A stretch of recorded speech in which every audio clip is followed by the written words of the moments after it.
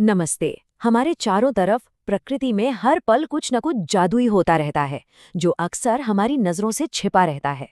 आज हम एक ऐसी ही प्रक्रिया के इस रहस्य से पर्दा उठाएंगे कि कैसे एक खूबसूरत सा फूल एक रसीले फल में बदल जाता है। चलिए, इस कमाल के सफर पर निकलते हैं। तो सबसे बड़ा सवाल यही है, आखिर ये होता कैसे है? एक फूल फल कैसे बन जाता है? सुनने में तो ये किसी पहेली जैसा लगता है ना, लेकिन कुदरत के पास इसका एक बहुत ही शानदार जवाब है और आज हम उसी जवाब को एक-एक करके समझेंगे। इस पूरे बदलाव की कहानी का जो पहला चैप्टर है वो है परागण। ये वो सबसे जरूरी पहला कदम है जिसके बिना फल बनने का ये सफर शुरू ही नहीं हो सकता। तो ये परागण आखिर है क्या? देखिए, आसान भाषा में कहें तो ये परागण कणों का फूल के नर हिस्से यानी परागकोश से मादा हिस्से यानी वर्तिकाग्र तक पहुंचने का सफर है। इसे आप पौधों की दुनिया का पहला हैंडशेक भी कह सकते हैं। अब ये जो हैंडशेक है, इसे करने के लिए पौधे दो अलग-अलग रास्ते अपनाते हैं। ये दो रास्ते ही तय करते हैं कि उनकी अगली पीढ़ी कैसी होगी। आइए जानते हैं कि ये दो रास्ते कौन-कौन से हैं।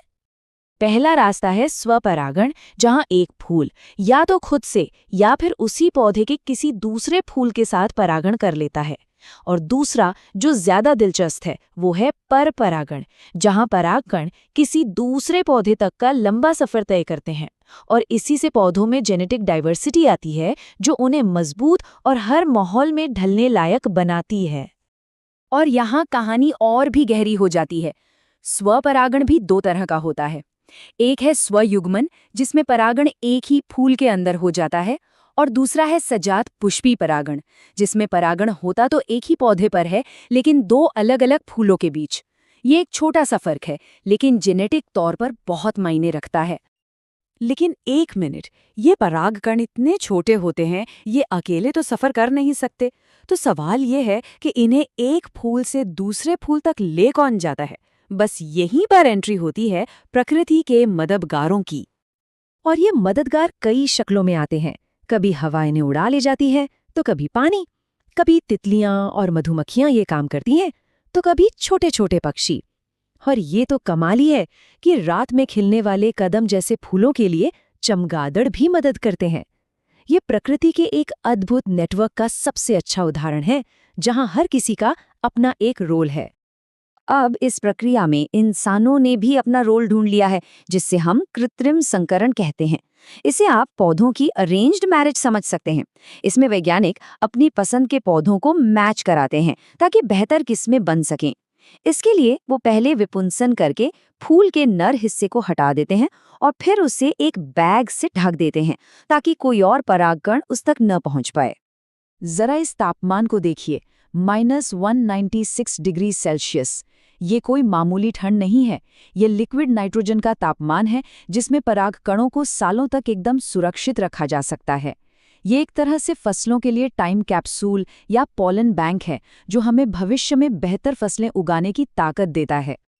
अच्छा, तो एक बार जब परागकण अपनी मंजिल तक पहुंच गया, तब कहानी का अगला और सबसे जादुई चैप्टर शुरू होता है, निषेचन। यहीं से एक फूल का फल में बदलने का असली काम शुरू होता है। जैसे ही निषेचन हो जाता है, फूल का पूरा ध्यान सिर्फ एक ही काम पर लग जाता है, बीज और फल बनाना। इसलिए पंखुड़ियों जैसे जो दिखावटी हिस्से होते हैं, उनकी अब कोई ज़रूरत नहीं रहती और वो मुरझाकर गिर जाते हैं। ये प्रकृति की एफिशिएंसी को दिखाता है, एनर्जी बिल्कुल भी वेस्ट नहीं करनी। निषेचन के बाद अंडाशय के अंदर एक नन्हे से पौधे का ब्लूप्रिंट तैयार होता है, जिसे हम भ्रूण कहते हैं। इसी छोटे से भ्रूण के अंदर भविष्य का तना, जड़ और उसके शुरुआती दिनों का खाना छिपा होता है। मतलब एक पूरी जिंदगी की शुरुआत जो एक छोटे से बीज में बंद है। तो इस नन्हे भ्रूण को पोषण मिलता कहाँ से है? इसका जवाब है भ्रूणपोष। ये एक तरह का पोषक टिश्यू है, जो भ्रूण के लिए लंच बॉक्स का काम करता है। ठीक वैसे ही जैसे एक अंडे के अंदर जर्दी होती है। और अब हम अपनी इस शानदार यात्रा के आखिरी पड़ाव पर आ गए हैं। इस पूरी मेहनत का नतीजा क्या निकला? नतीजा है बीज और फल, प्रकृति की अगली पीढ़ी का एक मजबूत वादा। पर सभी बीज एक जैसे नहीं होते। कुछ बीज जैसे मक्का और गेहूं अपना खाना यानी भ्रूणपोष भविष्य के लिए बचाकर रखते हैं। वहीं दूसरी तरफ मटर और मूंगफली जैसे बीज बड़े होने के दौरान ही अपना सारा खाना इस्तेमाल कर लेते हैं। अब जरा फलों की बात करें। असली फल वो होते हैं जो सीधे अंडाशय से बनते हैं, जैसे कि आम। वहीं कुछ आभासी फल भी होते हैं, जैसे सेब और स्ट्रॉबेरी, जिनमें अंडाशय के अलावा फूल के दूसरे हिस्से भी फल बनाने में मदद करते हैं। है ना ये काफी दिलचस्प बात? और जब लगता है कि हमने प्रकृति के सारे नियम समझ लिए हैं, तभी वो एक एक्सेप्शन सामने ले आती है। कुछ फल जैसे केला और अंगूर बिना निषेचन के ही बन जाते हैं। इस प्रोसेस को अनिषेक फलन कहते हैं, और यही वजह है कि ऐसे फल अक्सर बिना बीज के होते हैं। तो ये थी एक फूल से फल बनने की पूरी कहानी, और ये हमें एक बहुत बड़े सवाल पर सोचने के लिए छोड़ जाती है। पौधों के प्रजनन का ये जो गहरा ज्ञान है, जिसमें कृत्रिम संकरण और पॉलन बैंक जैसी तकनीकें शामिल हैं, क्या ये हमें भविष्य में खाने पीने की चुनौतियों से लड़ने में मदद कर सकता है? इस पर सोचिएगा जरूर।